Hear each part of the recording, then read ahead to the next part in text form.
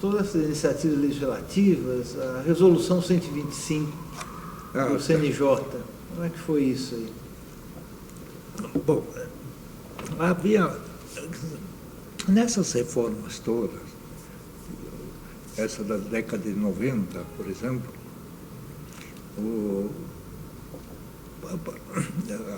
havia uma preocupação muito grande em privilegiar bastante a solução consensual, né? E, para isso, a gente pegava alguns modelos estrangeiros,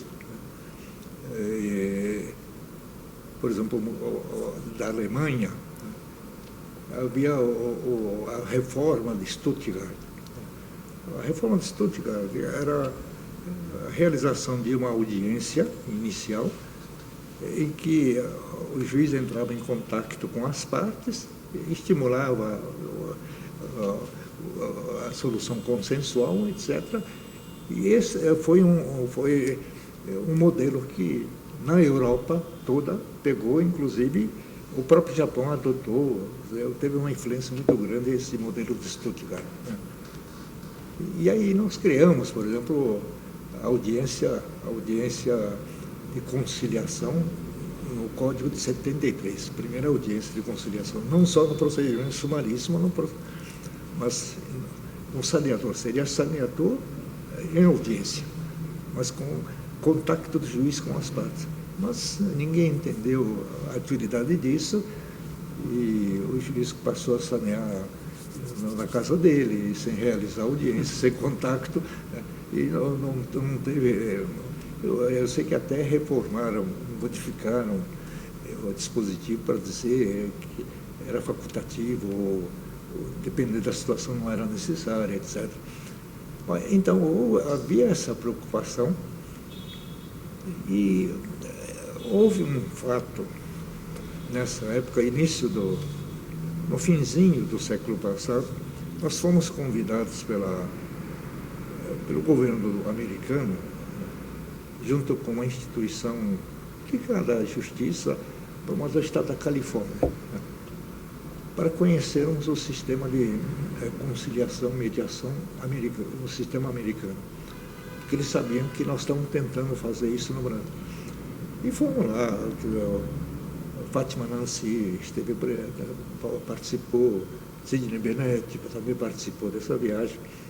Mas eu voltei muito impressionado com o case management. Mas o case management que eu percebi o case não era bem processo, caso, não, mas era, eu entendia que a interpretação que eles davam é o gerenciamento, não do processo, mas gerenciamento do conflito. E isso fazer com que os juízes americanos estimulassem muito as soluções pelo ADRs, né? E o índice de acordos, né? Ou soluções, tirando o processo sumaríssimo, a solução pelo júri era inferior a 4%. Era inferior a 5%, dependendo do estado, 3%. De todas as causas. Tinha julgamento sumário, etc., mas tirando isso, né, e as pequenas causas que tinham outro juizado, aí eu fiquei impressionado. Nós criamos lá no CBPEG uma experiência com base... Aproveite e fale um pouco da criação do CBPEG, então. O CBPEG. Que é o Centro Brasileiro de Estudos e Pesquisas Judiciais. Né?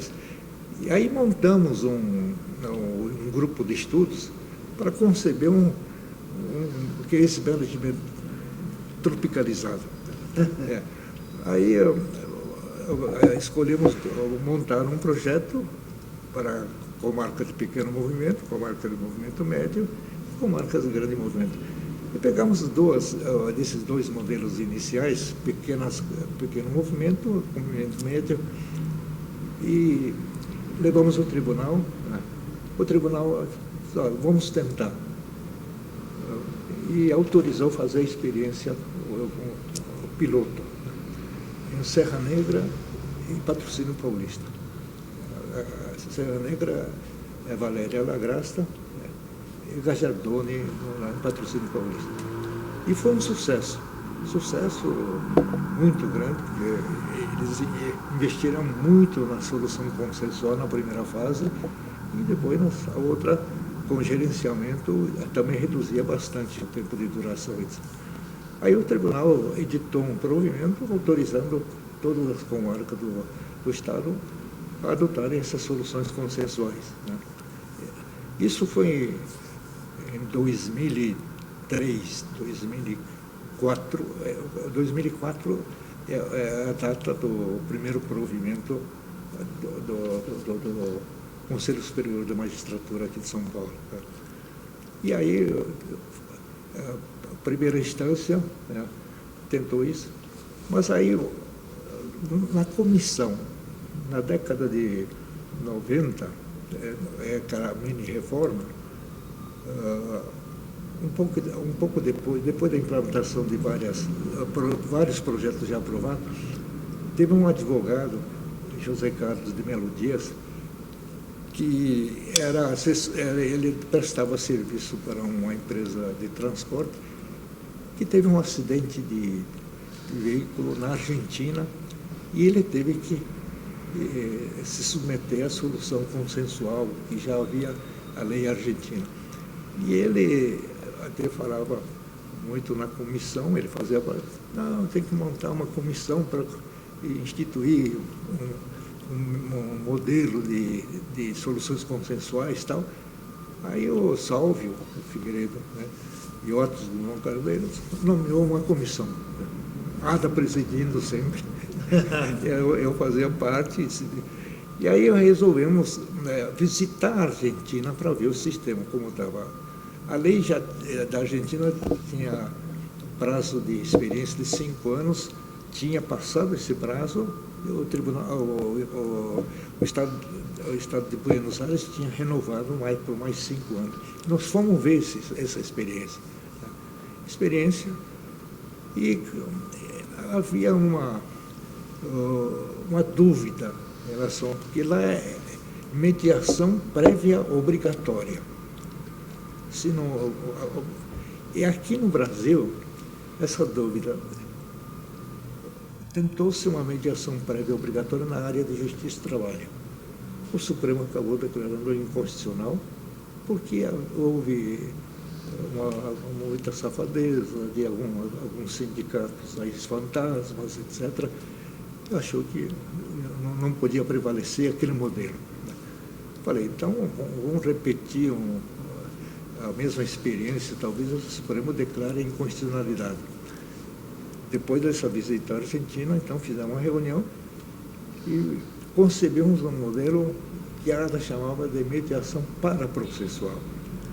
Consistia em mediação prévia obrigatória para quem quisesse. E para quem não quisesse, mediação obrigatória e incidental, depois da propositura da ação. E esse projeto aproveitamos a carona de um projeto que até o Peluso parece que tinha redigido isso. Já estava no Senado, apresentamos para o senador naquela época, o senador incorporou várias coisas, mas como era projeto originário da Câmara, né, tinha que voltar com aquela modificação que o Senado tinha aprovado. Aí o CNJ descobriu 2 inconstitucionalidades nesse projeto aprovado pelo Senado, como a proposta da comissão, né? Mas era um projeto já de obrigatoriedade. Obrigatoriedade, mas... Ou fazia pré-processual ou fazia depois do ingresso. Incidental, que era obrigatória. A prévia era facultativa, se para quem quiser. A prévia era facultativa. Mas se fizesse a prévia, não precisava fazer a judicial. Não precisava fazer. Né? Mas aí houve nota técnica do CNJ achando incondicional 2 dispositivos que eu não sei quais são. Né? Aí o deputado o Cardoso, que era o relator, ele arquivou não, engavetou. José Eduardo Martins José Eduardo. Ele engavetou, quer dizer, não arquivou. Não. Aí, nessa altura, eu tinha proposto, junto com a Maria Teresa Sadek, eu era membro do Conselho Consultivo do CNJ, do Conselho Consultivo do Departamento de Pesquisas Judiciais do CNJ. E o Gilmar Mendes, que nos convidou, e eu apresentei uma proposta, essa de o CNJ assumir, editar, assumir essa política de solução consensual e editar um provimento, uma resolução nesse sentido, e o Conselho Consultivo aprovou 100%, mas estava no fim do mandato dele. Aí não dava tempo, falei, então vamos deixar para depois outro presidente seria o Peluso. Aí, num domingo, fizemos uma reunião lá no FONAME, né? FONAME era Fórum Nacional de Mediação, um grupo que atuava lá dentro do CBPEG, um grupo independente, a gente cedia espaço. Aí, nessa discussão, começamos a discutir o que fazer. Eu pedi entrar com recurso lá na Câmara para desarquivar, para pôr aquele projeto engavetado em andamento, ou uma outra solução. Eu achei que era um risco muito grande o projeto ser desaprovado, porque havia nota técnica no CNJ declarando inconstitucional alguns dispositivos. Eu acho que 2. E eu aí propus, a ADATE no início não gostou muito, levar aquele projeto que nós aprovamos no Conselho, no CNJ, que era exatamente de CNJ editar uma política judiciária nacional de tratamento adequado dos conflitos, onde a mediação e a conciliação passariam a ser obrigatórias, de oferecimento obrigatório. Mas, no fim, acabou prevalecendo essa proposta, e eu fiquei encarregado de conversar com o Peluso antes de ele assumir, mas ele já estava eleito. Quando ele ouviu, ele era muito entusiasta da mediação, né? Ele disse, olha, vai ser minha prioridade, pode ficar tranquilo. Assumiu, 10 meses depois já estava editada a Resolução 125. Com base no projeto de lei que tinha sido engavetado? Não. Com base na proposta que nós aprovamos no Conselho Consultivo do PJ, do CNJ. Tá. A proposta do Conselho Consultivo. Do Conselho que gerou a 125. Que aí a proposta era de CNJ assumir o comando, editar uma política pública, porque a percepção é de que, como não havia um órgão fiscalizador, controlador, cada comarca, cada estado editava umas medidas que não digo incompatíveis, mas havia muita confusão, não havia uma uniformidade, e aí essa política de tratamento adequado aos conflitos, que obriga o Estado a oferecer, quer dizer, não mais faculdade de uma mera outorga do judiciário, se quisesse, mas uma obrigatoriedade suprema do tribunal oferecer para quem quisesse a solução consensual. O CNJ teria que editar uma normatização de tudo isso. Aí vem necessidade de criar a Sejusc, no PIMEC, que são órgãos que encarregados de implementação dessa política editada pela Resolução 125. Entende? Então, essa é a história da resolução. E como isso tem a ver com o conceito seu, que eu sei que é bastante caro, da cultura da sentença? Não, essa percepção de que estava difícil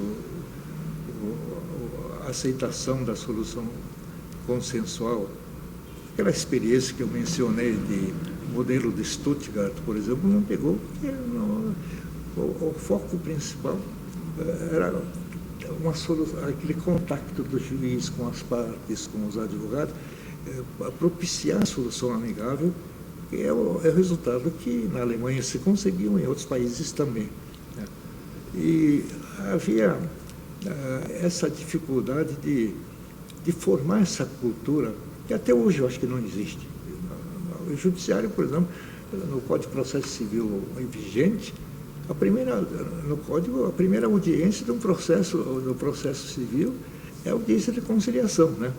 E muitos juízes não marcam essa audiência de conciliação. Eles não vai dar...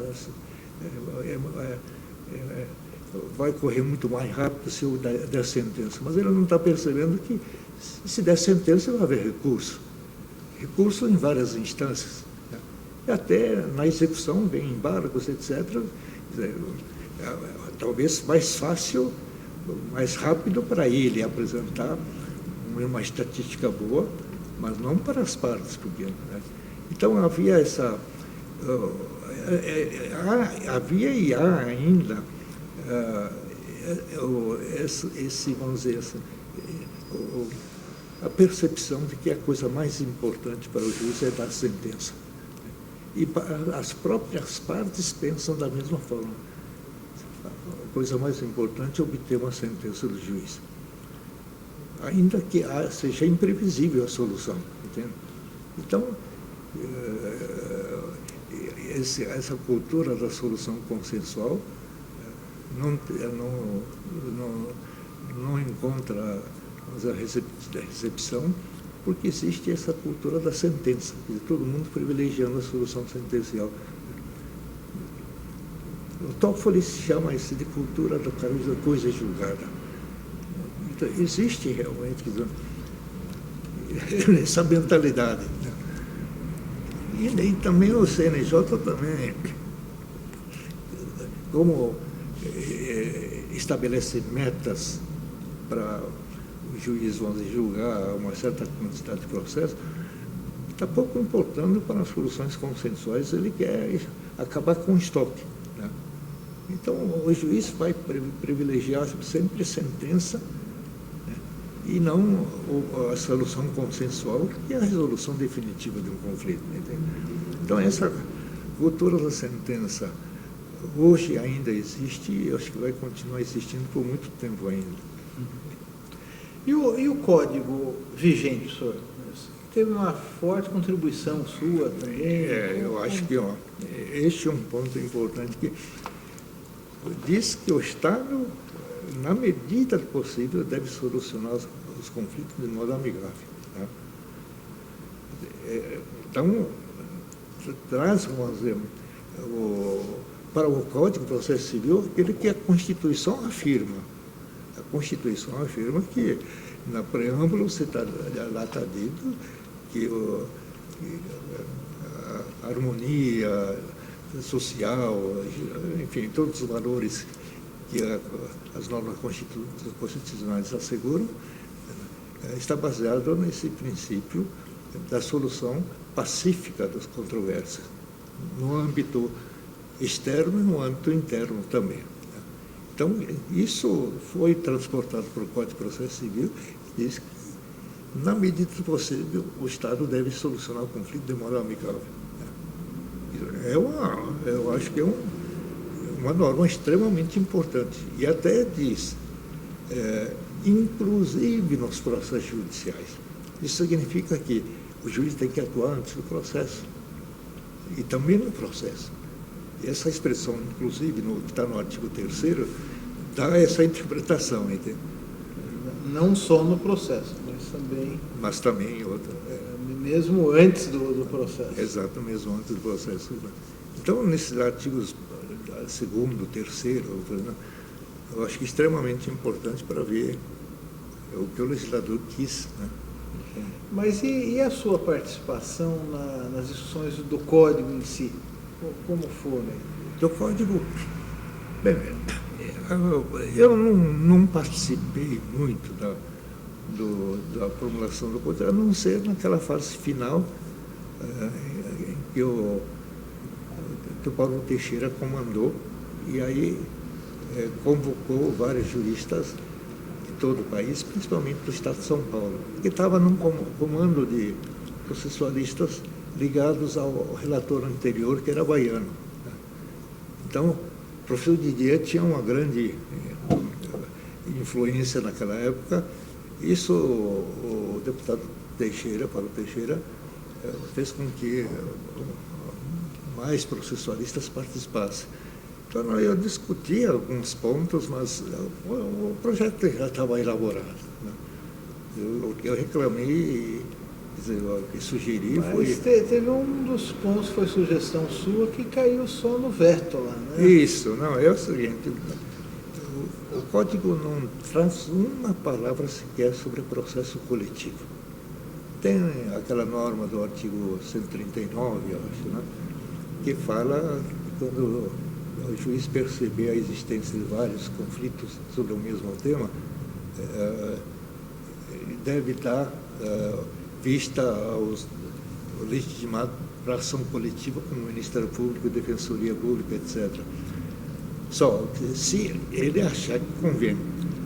Então, o que nós queríamos é que o próprio código regulasse a possibilidade da conversão de uma ação individual em ação coletiva quando percebesse essa repetição. O modelo que o código adotou é de resolução de demandas repetitivas. Essa resolução de demandas repetitivas, primeiro, supõe uma divergência de interpretação de norma jurídica apenas, não quanto aos fatos, não quanto ao conflito. Só norma jurídica. Pode ser direito material ou direito processual. A proposta nossa era, havendo repetição de demandas, né, da mesma natureza, etc., e às vezes nem sempre é só tese jurídica. Há o conflito, por exemplo, num mega acidente, por exemplo, de Mariana, por exemplo, né, a aplicação da lei em relação a um fato único. Né?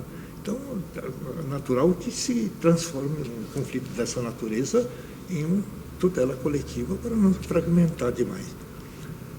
Mas o relator, o vereador, o chefe, vamos dizer, do modelo, que é o ministro Fux, né? A menina dos olhos dele era exatamente esse incidente de resolução de demanda.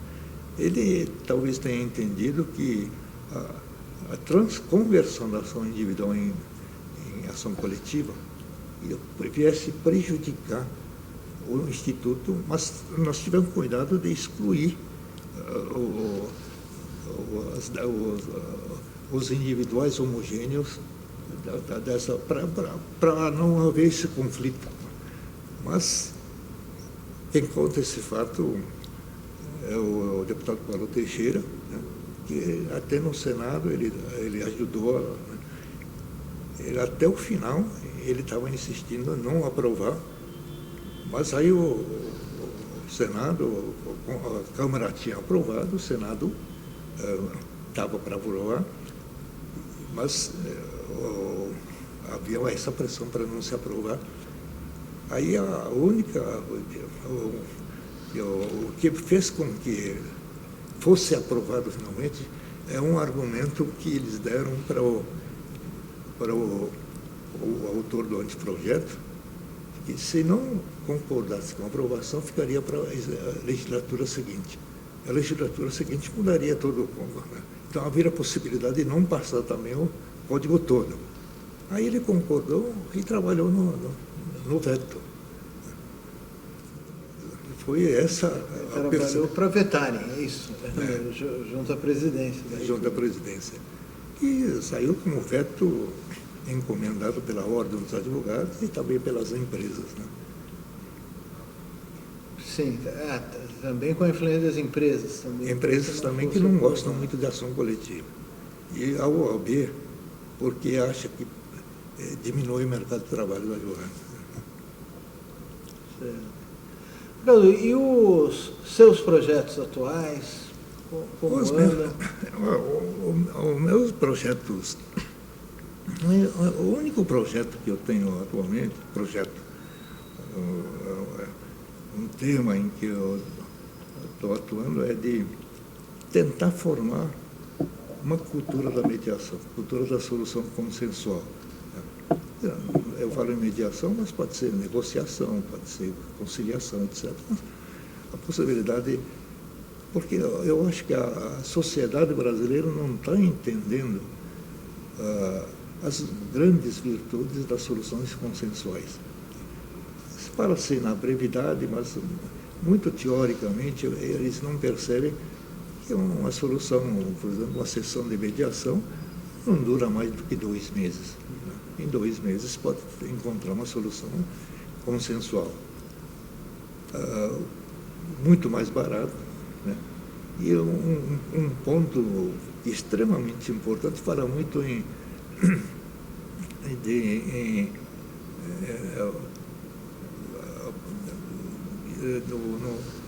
uma das grandes críticas é qual é o termo que se usa? Da imprevisibilidade, vamos dizer assim, né? Você nunca sabe quanto tempo demora uma demanda e qual será a solução. A mediação, as soluções consensuais, como as próprias partes decidem pela solução adequada, é a solução mais previsível. Entende? Aceita a solução se quiser, no caso contrário, não aceita, né? Então, tem todas essas virtudes que o pessoal não está entendendo. Então, nós estamos realizando aqui na faculdade vários encontros, né? E o próximo encontro será da sociedade civil, o último será do judiciário e das faculdades de direito, né?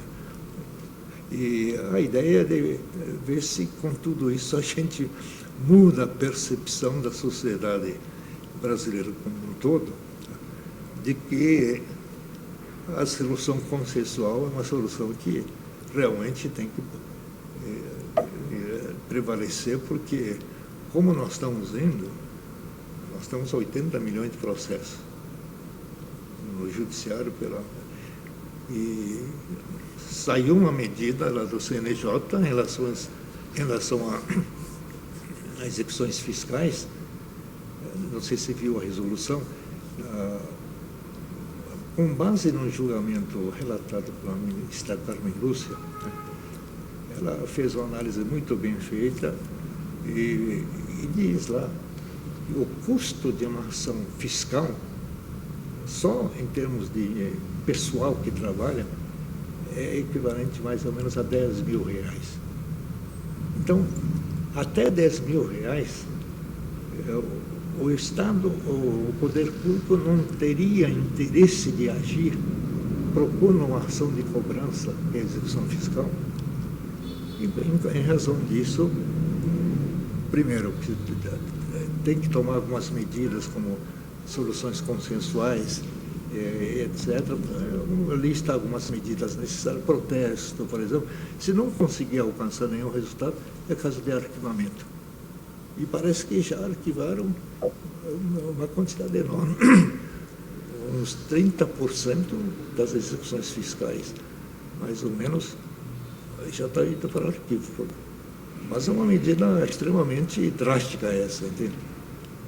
Essa é a resolução, é a última resolução que o CNJ aí do CNJ. Do CNJ, já adotando o acórdão do Supremo, que tem repercussão geral, né?